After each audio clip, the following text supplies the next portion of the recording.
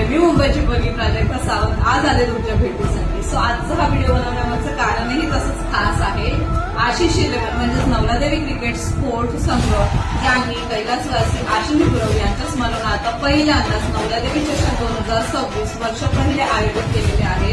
हे आयोजन 9 मे 2026 शनिवारी आणि 10 मे 2026 रविवारी या दिवशी नारकरवाडी माठ, नादवडे, वैभववाडी या ठिकाणी आयोजित केलेले आहे.